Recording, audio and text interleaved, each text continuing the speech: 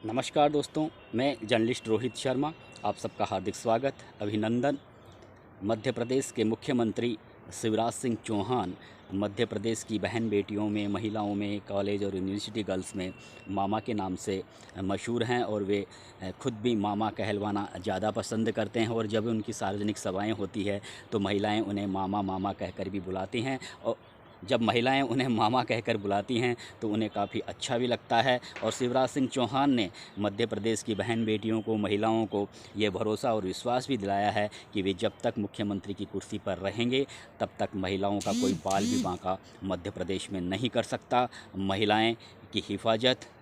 की जिम्मेदारी उनकी खुद की है और महिलाओं के कल्याण और विकास में वे अपनी ओर से कोई कसर बाकी नहीं छोड़ेंगे। तो इस तरह से अभी वे मध्य प्रदेश में मामा के नाम से मशहूर हैं, लेकिन अभी तो वे मामा हैं।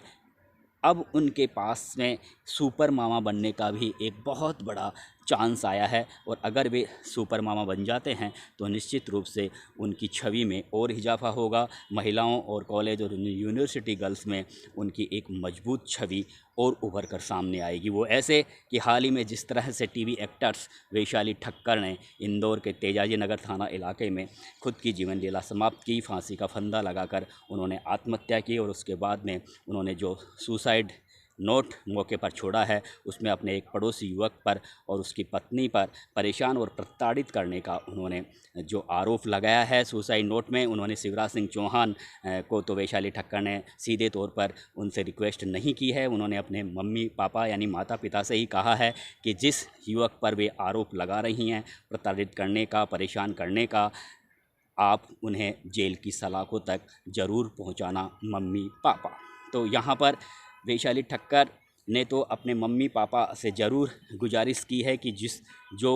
युवक उसे परेशान कर रहा था उसे जेल की सलाखों तक पहुंचाए। लेकिन आप सबको पता है कि इस समय मध्य प्रदेश के शासन की बागडोर शिवराज सिंह चौहान के पास में है और शिवराज सिंह चौहान अब इंदौर पुलिस पर दबाव डालकर, प्रेशर डालकर इस मामले में अगर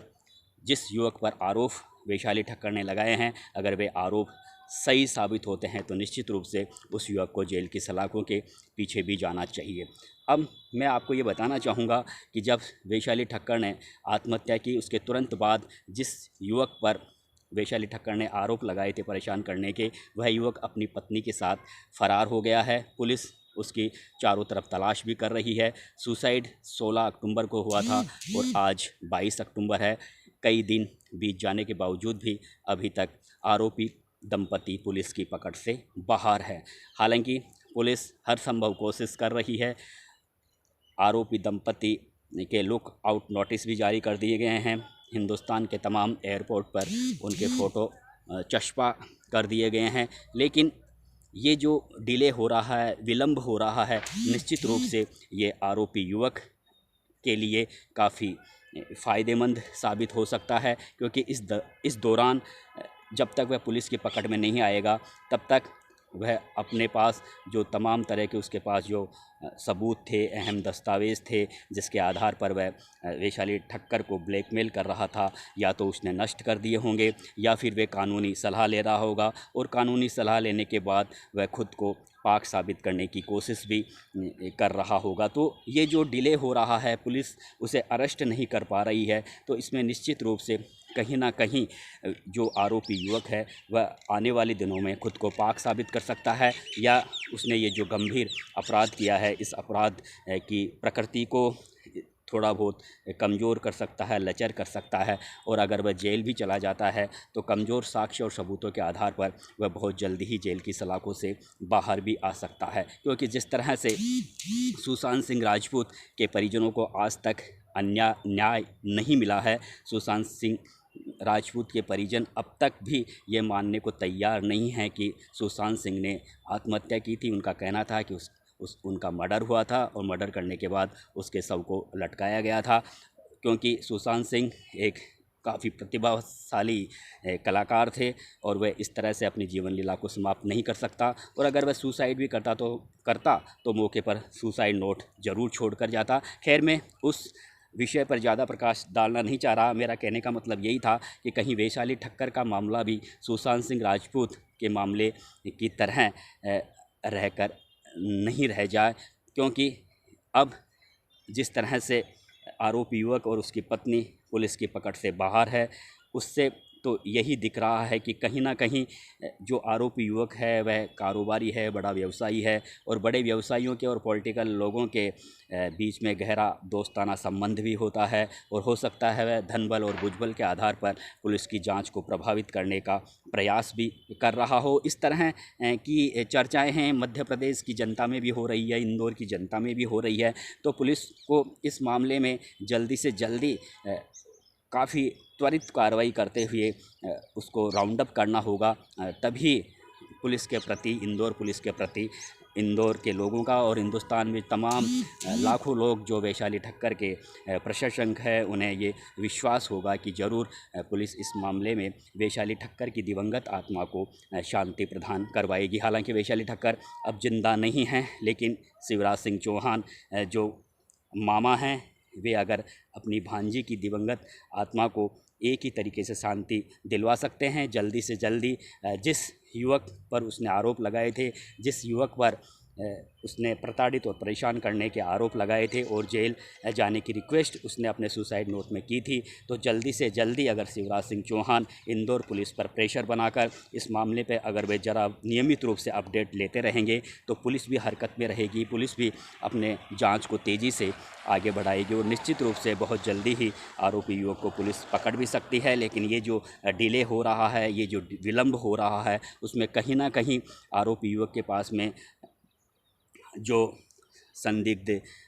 वस्तुएं हैं, कुछ साक्ष्य हैं, सबूत हैं, उन्हें वह नष्ट कर सकता है। और ये हो सकता है उसने अभी 7-8 दिन हो गए हैं, हो सकता है उसने तमाम तरह के जो साक्ष्य थे उनको नष्ट भी कर दिया है, हालांकि कर दिया होगा। हालांकि वैशाली ठक्कर के मोबाइल फ़ोन को पुलिस ने बरामद कर लिया है। वैशाली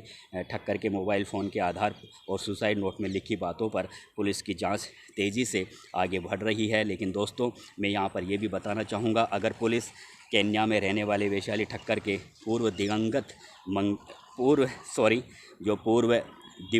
पूर्व जो मंगेतर केन्या में अभी मौजूद है, अगर पुलिस उससे भी अगर पूछताछ करेगी, तो निश्चित रूप से पुलिस को आरोपी युवक के बारे में कोई ठोस जानकारी मिल सकती है। क्योंकि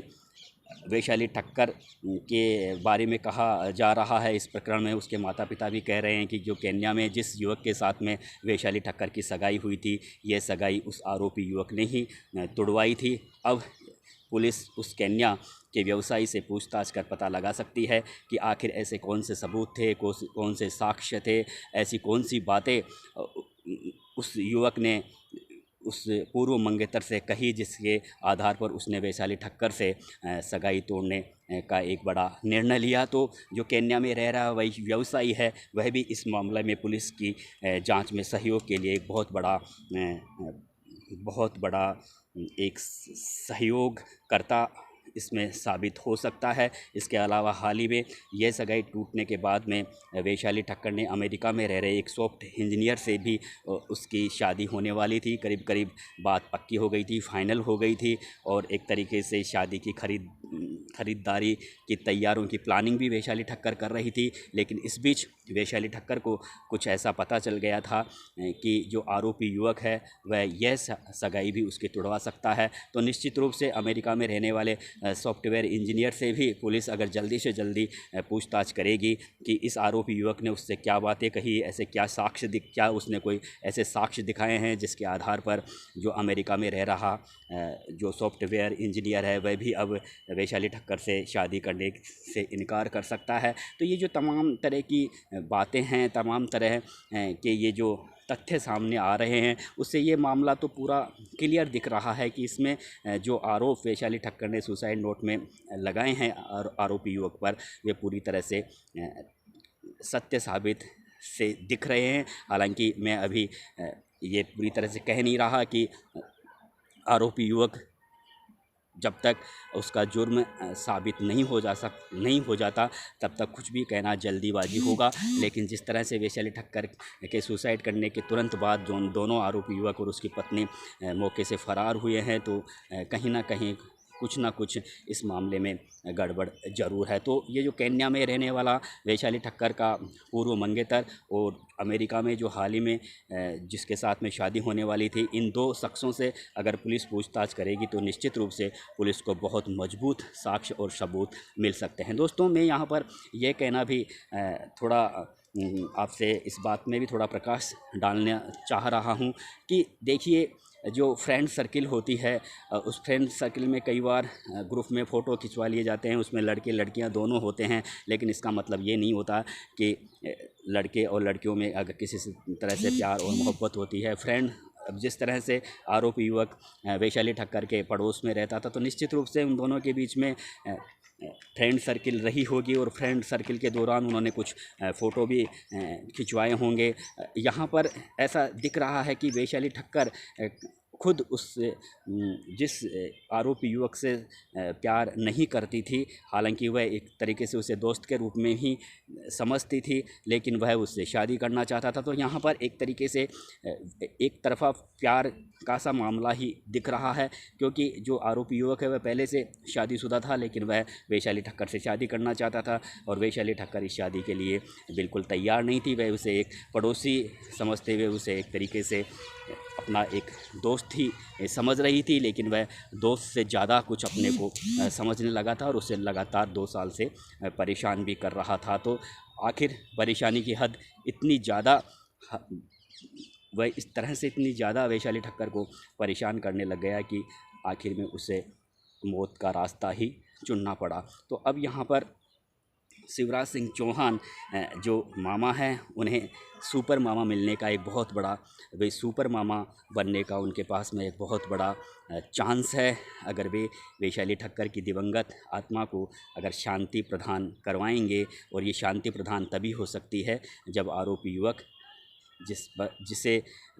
उसने अपने सुसाइड नोट में जेल जाने की रिक्वेस्ट अपने मम्मी पापा से की है कि आप उस युवक को जब जेल की सलाखों तक ज़रूर पहुंचाना। तो अगर आरोपी युवक पर जो आरोप लगे हैं, पुलिस उसमें जल्दी से जल्दी अपनी जांच को संपादित करके आरोपी युवक को अरेस्ट करे, तो निश्चित रूप से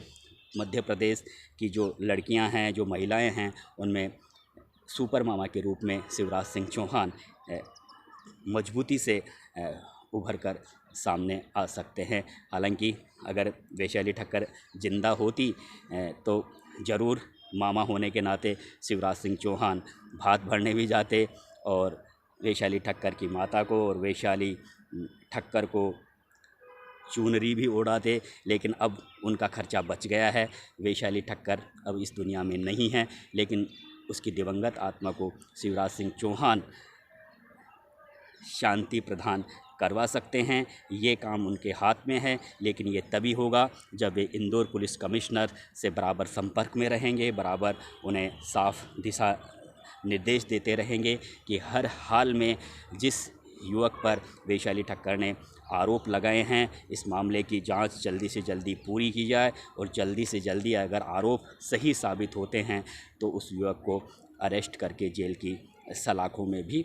पहुंचाया जाए। अन्यथा जिस तरह से सुशांत सिंह राजपूत के परिजन अब तक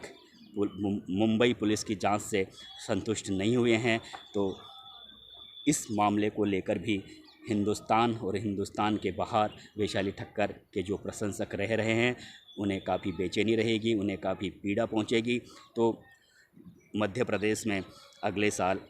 विधानसभा चुनाव भी होने वाले हैं, और जिस तरह से हालांकि गृह मंत्री नरोत्तम मिश्रा भी की पर्सनैलिटी भी बहुत शानदार है। शिवराज सिंह चौहान की पर्सनैलिटी के बारे में मैं क्या कहूँ, वे एक बहुत ही उच्च कोटि के राजनेता रहे हैं, साफ़ सुथरी छवि के हैं, और निश्चित रूप से वे अपनी तरफ से प्रयास भी कर रहे होंगे। लेकिन ये जो मामला धीरे धीरे डिले हो रहा है, इस दौरान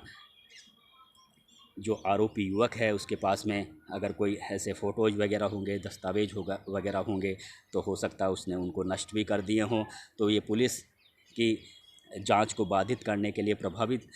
करने के लिए, जितना इसमें मामले में उस आरोपी युवक से पूछताछ होने में जितनी विलंब हो रही है, उतना ही ये मामला आरोपी युवक के लिए फ़ायदेमंद साबित हो रहा है। इसलिए जितना जल्दी हो सके पुलिस को आरोपी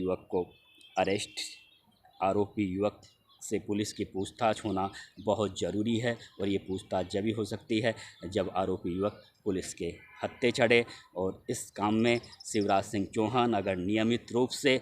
पूरी तरह से इंदौर पुलिस के संपर्क में रहेंगे, दिन में 3-3 बार इस मामले की अपडेट को लेकर पूछताछ करते रहेंगे, तो इंदौर पुलिस कमिश्नर और इंदौर पुलिस के तमाम जो बड़े आला अधिकारी हैं वे निश्चित रूप से इस मामले को लेकर काफ़ी गंभीर रहेंगे और जल्दी से जल्दी इस मामले का पर्दाफाश करने की कोशिश भी करेंगे। नमस्कार दोस्तों।